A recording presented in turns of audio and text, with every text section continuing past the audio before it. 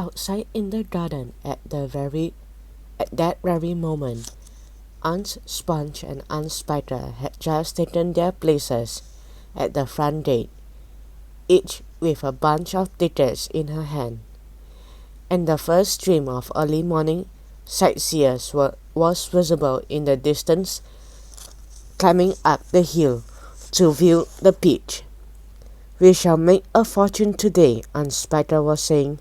"Just look at all those people. I wonder what became of that horrid little boy of ours last night," Aunt Sponge said. "He never did come back in, did he?" "He probably fell down in the dark and broke his leg," Aunt Spider said.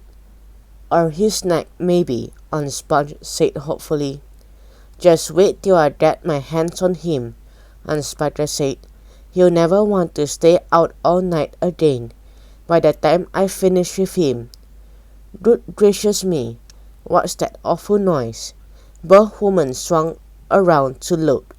The noise of cars had been caused by the giant peach crashing through the fence that surrounded it, and now gathering speed every second, it came rolling across the garden towards the place where Aunt Sponge and Aunt Spider were standing.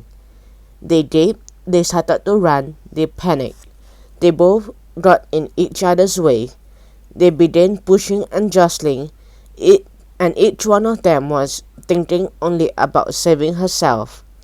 Aunt Sponge tripped over a box that she thought she brought along to keep the money in, and fell flat on her face.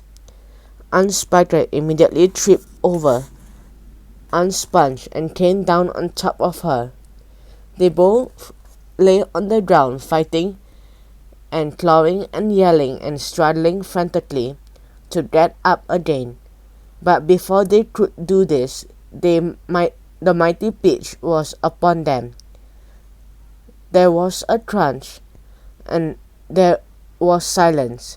The peach rolled on, and behind it, Aunt Sponge and Aunt Spider lay ironed out upon the grass as flat and thin and lifeless as a couple of paper dolls cut out of a picture book.